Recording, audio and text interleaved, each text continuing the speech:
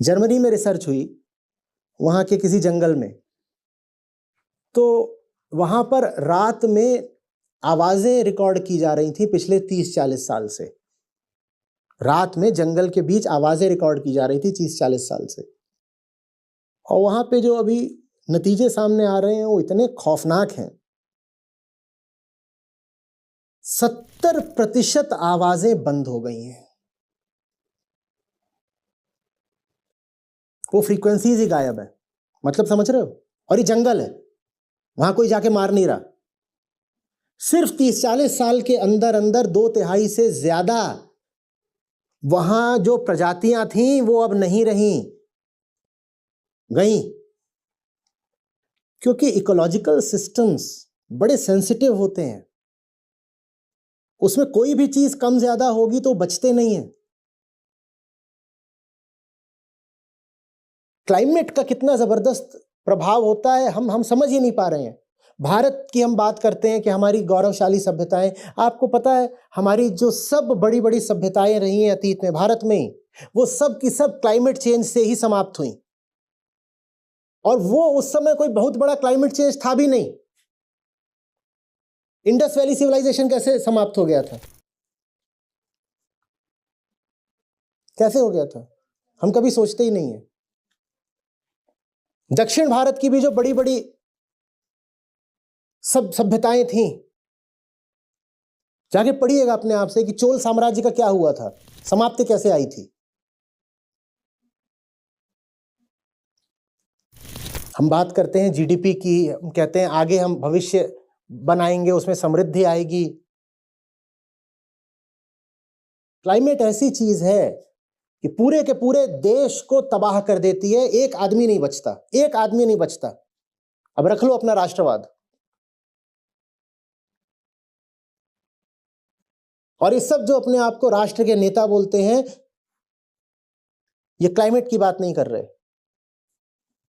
आप सिर्फ इतना गूगल कर लीजिएगा कि भारत की कौन कौन सी किंगडम्स रही हैं, कौन से बड़े साम्राज्य रहे हैं जो कि क्लाइमेट की भेंट चढ़ गए। आप हैरत में पड़ जाएंगे। आप क्या सोचते हो कि कोई दुश्मन चाहिए होता है जो सब घोड़ों पे बैठ करके आए और राजधानी में आग लगा दें, सिर्फ तभी राज्य समाप्त होता है? नहीं साहब, कोई आक्रांता नहीं चाहिए होता है। क्लाइमेट पर्याप्त है सब कुछ ध्वस्त कर देने के लिए।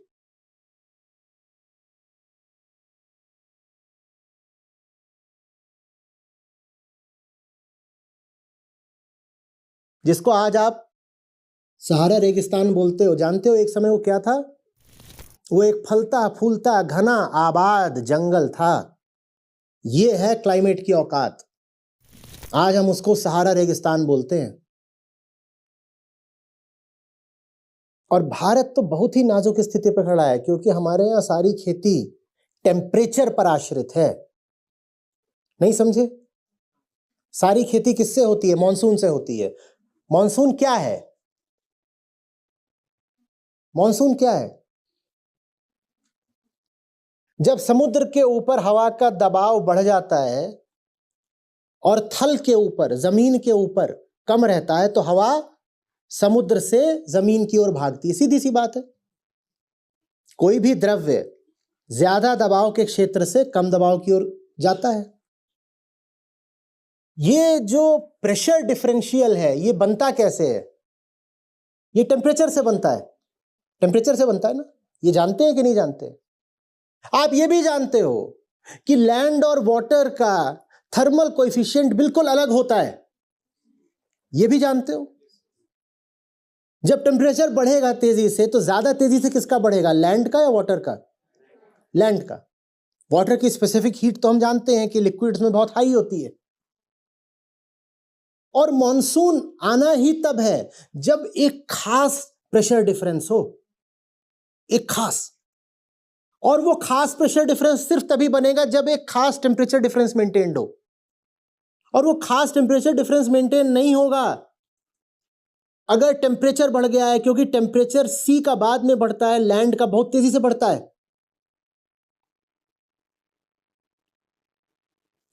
हो चुकी बारिश, हम भी बनेंगे सहारा। ये हमें नहीं बात समझ में आ रही। हिमालय तो तिब्बत भी है भाई मेरे, बर्फ का रेगिस्तान बोलते हैं उसको, तिनका नहीं उगता वहां, बारिश नहीं है तो हिमालय से कुछ नहीं होगा। मॉनसून नहीं है तो ये कहने से नहीं होगा कि भाई हमारी मिट्टी बड़ी उर्वर है और हमारे पास हिमालय है। न मिट्टी उर्वर रह जानी है, न हिमालय से कुछ हो जाना है। तिब्बत क्या है, क्यों है? क्योंकि मॉनसून इधर से आते हैं, दक्षिण की ओर से, और तिब्बत का मुंह किधर को है? उत्तर की ओर, चीन की ओर। मॉनसून वहां पहुंचते ही नहीं।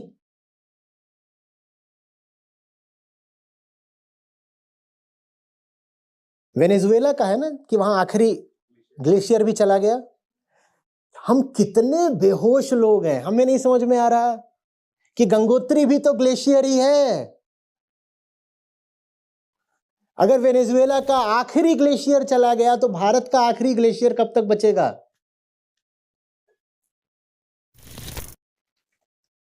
गंगा कहां से बहेंगी और यमुना कैसे, बोलो? आप अभी आज गूगल करिएगा कि दक्षिण की जो बड़ी बड़ी नदियां हैं उसमें से कितनी आज बह रही हैं।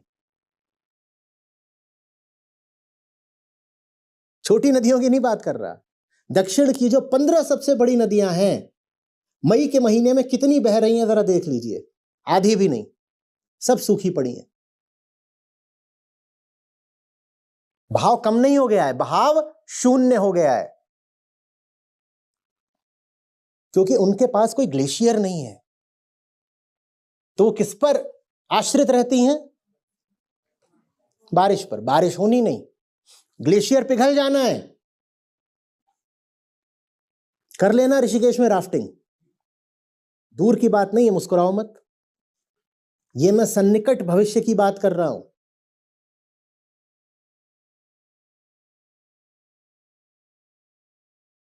वेनेजुएला का ग्लेशियर चला गया तो गंगोत्री कितने दिन तक बचेगा बताओ?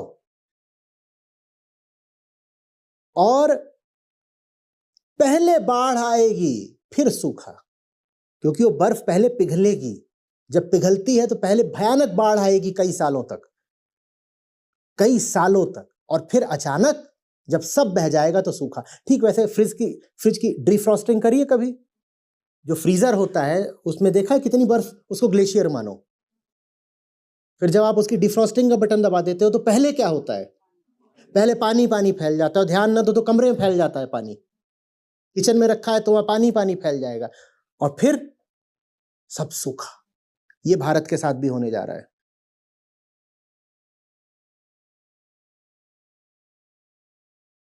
हमारे लिए बड़े मुद्दे क्या हैं? आईपीएल, चुनाव, और एकदम विक्षिप्त किस्म के ये नेता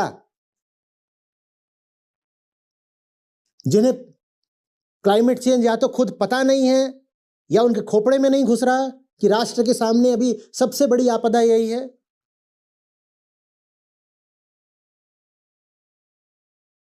जैसे मरना काफी नहीं था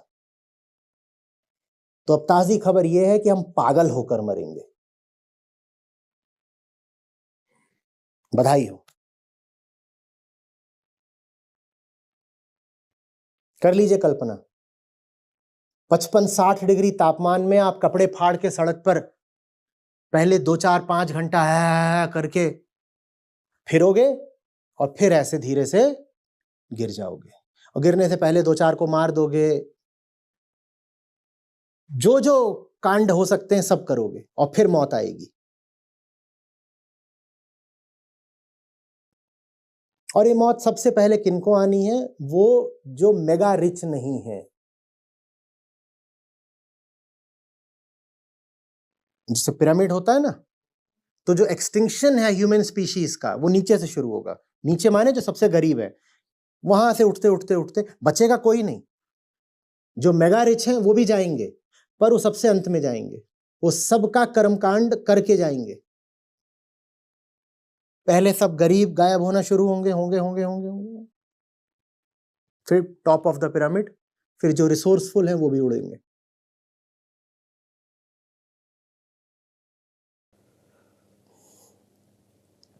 लोग कहते हैं आप बस डराते ही हो या कोई समाधान भी बताते हो? समाधान मैं सैकड़ों बार बता चुका हूं। आज ही हमें बता रहे थे कि भारत का जो आम आदमी है वो एनुअली 2.5 टन कार्बन डाइऑक्साइड उत्सर्जित करता है, बस सिर्फ 2.5 टन। और फिर इन्होंने सेलिब्रिटीज का एक पूरा टेबल दिखाया, सेवरल मिलियन टन्स एनुअली। समाधान समझ में आ रहा है? हम अपने ऊपर ले लेते हैं कि नहीं, मैं ना एक बल्ब कम जलाऊंगा तो मैं क्लाइमेट चेंज रोक दूंगा। भाई मेरे, तू 2.5 टन एमिट करता है बस। यहां तक कि जो एवरेज अमेरिकन भी है वो भी 14-15 टन एमिट करता है। इसमें जो रियल कल्प्रिट्स हैं, आप लोगों को संदेश भेजा था, याद होगा, कि दुनिया की बस 60 कुल कंपनियां हैं। हाँ, 4 तो 25% वाली थी, 57 है, जिनसे कितने परसेंट है? 80% है। टॉप 4 कंपनियों का आपको भेजा था कि 25% इनसे है, और टॉप 57 कंपनियां ले लो तो दुनिया का 80% एमिशन वो करती हैं। और ये 57 कंपनियां क्या करेंगी? कंपनियां कॉन्शियस होती हैं क्या? कंपनियां इंसान हैं, कंपनियों में चेतना होती है। कंपनी माने कौन? कंपनी का ओनर। इन लोगों के अपने personal emissions millions of tons of carbon dioxide में होते हैं। ये जो इनकी याट होती है, जो इनके प्राइवेट जेट होते हैं, इनकी जो लाइफस्टाइल होती है, लेकिन ये बातें आपको कभी नहीं पता लगने देंगे। उल्टे ये आपसे बोलते हैं देखो तुम ना कार पूलिंग किया करो। भाई आम आदमी कितनी भी कार पूलिंग कर ले उससे नहीं होगा। असली बात यह है कि ये जिनको हमने अपना आदर्श बनाया हुआ है, सेलिब्रिटी, इनको हमें खींच के नीचे उतारना पड़ेगा। हमें इनके कंजम्पशन पे रोक लगानी पड़ेगी। और आम आदमी का भी अगर कंजम्पशन बढ़ रहा है तो क्यों बढ़ रहा है? क्योंकि आम आदमी इनको आदर्श मानता है। आम आदमी कहता है ये ऐश कर रहे हैं, यही गुड लाइफ होती है, यही जो गुड लाइफ है मुझे भी चाहिए। ये कंजम्पशन कर रहे हैं तो मैं भी कंजम्पशन करूंगा। आप में कंजम्पशन की सबसे ज्यादा आग कौन भड़काता है? ये सेलिब्रिटीज ही तो। देखो मैं अपनी वाइफ को लेकर के कहीं एल्प्स पे चढ़ा हुआ हूं,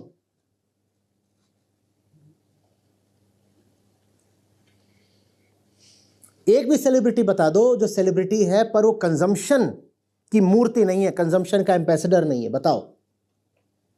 और जितना ज्यादा कंजम्पशन दिखाते हैं उतना ज्यादा आप उनके चरणों में लौट जाते हो। यही तो कर रहे हैं वो, इसी को वो गुड लाइफ बोलते हैं। और यही आप करो, इसके लिए दुनिया भर के मोटिवेटर आपको बोलते हैं भाई तू भी सक्सेस हो जाएगा। सक्सेस माने और क्या होता है कि तुम भी इन सेलिब्रिटीज के कम से कम नौकर जैसे हो जाओगे तो तुम सक्सेस कहलाओगे। सक्सेसफुल नहीं, सक्सेस। भाई तू सक्सेस हो गया।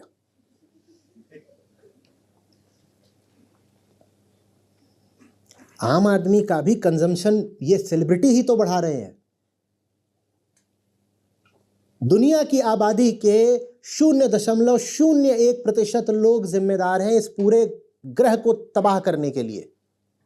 और यह बात कभी सामने लाई नहीं जा रही है, बल्कि गुनहगार बना दिया जा रहा है आम आदमी को। उसको बोला जा रहा है कि देखो तुम ना रिसाइकलिंग किया करो, तुम एक बल्ब कम जलाया करो,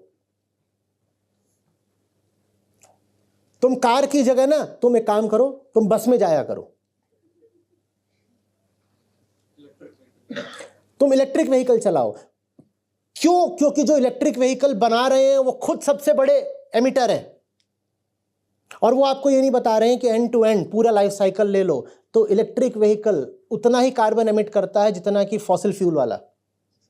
वो आपको बता नहीं रहे हैं। सर इसमें एक फैक्ट और था, मैं रिसेंटली पढ़ रहा था कि जो लिथियम होता है जिससे बैटरी बनती है किसी इलेक्ट्रिक व्हीकल की, 1 टन लिथियम को एक्सट्रैक्ट करने के लिए 20 लाख लीटर फ्रेश वाटर चाहिए होता है। और आपको बताया जा रहा है कि इलेक्ट्रिक व्हीकल से तो क्रांति आ जाएगी, उसकी नंबर प्लेट भी ग्रीन लगती है। किसको मूर्ख बनाया जा रहा है? जो इस पूरे ग्रह को बर्बाद करने के लिए जिम्मेदार हैं, हम उनके नाम ही नहीं लेना चाहते, जबकि उनके नाम सार्वजनिक हैं। सिर्फ जाकर गूगल करिए कि कौन से वो लोग हैं, top 100 people who are responsible for destroying the planet through carbon emissions, आपको मिल जाएगा। कितना एमिशन कर रहे हैं ये भी मिल जाएगा। लेकिन प्लैनेट को बचाने की जिम्मेदारी आम आदमी पर डाल दी गई है। एक सज्जन है, वो कह रहे हैं साहब आप ना कपड़े प्रेस मत किया करिए, इससे प्लैनेट बच जाएगा। मूर्खता, हिम्मत नहीं है क्या असली गुनहगारों का नाम लेने की?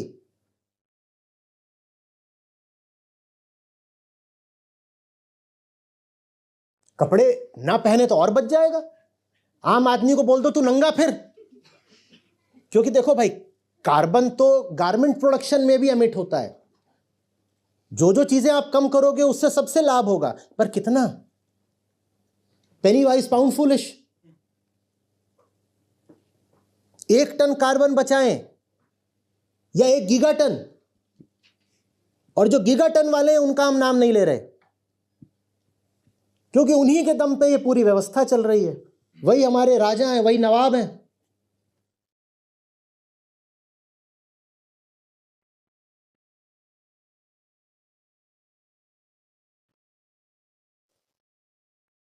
अभी भी ये जो बातचीत हो रही है, जब ये वीडियो में पब्लिश होगी तो नीचे बहुत सारे होनहार आकर के लिखेंगे, जब आप ये बोल रहे थे तो हॉल में एसी चल रहा था कि नहीं? हाँ, ये करते हैं, बोलते हैं आप क्लाइमेट चेंज की इतनी बात कर रहे हो, पर अभी आप बोल रहे थे तो एसी चल रहा था कि नहीं? इन मूर्खों को किसी ने पढ़ा दिया है कि आम आदमी जो एसी चला लेता है उसकी वजह से कार्बन क्राइसिस है पूरी।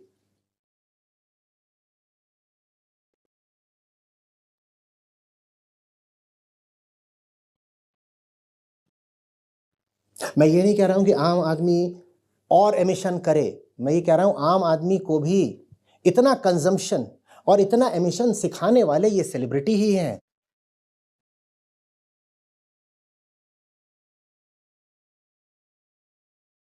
हम गलत आदर्शों के साथ फंसे हुए हैं। पॉलिटिक्स में गलत आदर्श, एंटरटेनमेंट में गलत सारे तो हमारे आदर्श एंटरटेनमेंट के ही हैं। एंटरटेनमेंट, उसके बाद इंडस्ट्री, उसके बाद पॉलिटिक्स। 3 सूरतों में हम किसी को महान मानते हैं। हाँ, या तो हमारा मनोरंजन करता हो, फिल्म, क्रिकेट वगैरह, या उसके पास बहुत सारा पैसा हो, इंडस्ट्रियलिस्ट हो, या उसके पास सत्ता हो। इन्हीं 3 से तो हमारा दिमाग भरा रहता है ना। हाँ, और ये तीनों के तीनों नंबर 1, 2, 3 के गुनहगार हैं इस ग्रह को बर्बाद करने में। और साजिश ये है कि आम आदमी अपने आप को जिम्मेदार मान रहा है। आम आदमी ऐसा नहीं कि जिम्मेदार नहीं है, पर उसकी जिम्मेदारी, उसका गुनाह सबसे पहला यह है कि उसने इन सेलिब्रिटीज को सेलिब्रिटीज बनाकर रखा है। हर सेलिब्रिटी से एक डिक्लेरेशन लेना चाहिए कि बताओ तुम्हारा कार्बन फुटप्रिंट कितना है, डिक्लेयर करो। डिक्लेयर करो तुम्हारा कार्बन फुटप्रिंट कितना है, तुम्हारा एनुअल कार्बन एमिशन कितना है, डिक्लेयर करो। और जब वो डिक्लेयर करेंगे तो आपका उन पर थूकने का मन भी नहीं करेगा।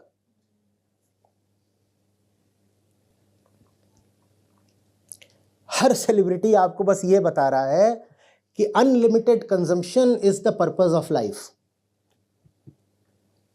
Happiness comes from consumption. मेरे भाई, कंजम्पशन के लिए वो चीज चाहिए ना जिसको कंज्यूम करो।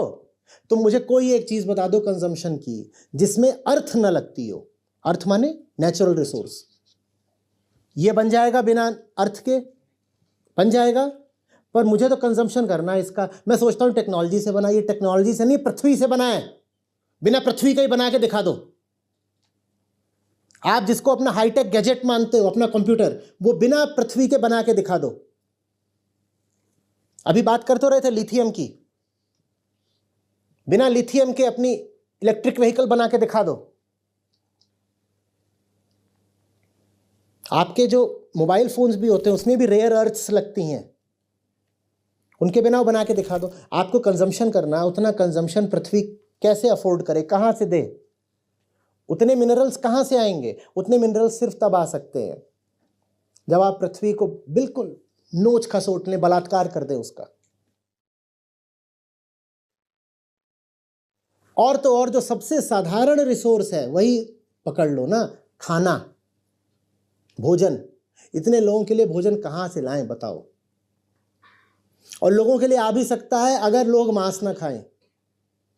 दुनिया भर में 70% से ज्यादा जो खेती होती है वो जानवरों के लिए होती है। जानवरों के लिए क्यों होती है? ताकि जानवर को खिलाया जाए, फिर जानवर को आप खाओ। ये कितनी अजीब है। लोग कहते हैं ना कि पर जो शाकाहारी लोग होते हैं वो भी तो खेत का ही खाते हैं और खेत का खाने में भी हिंसा है। भाई 70% खेत इसलिए होते हैं ताकि जानवरों को सोयाबीन खिलाया जा सके, और फिर उन जानवरों को ही मांसाहारी लोग खाते हैं।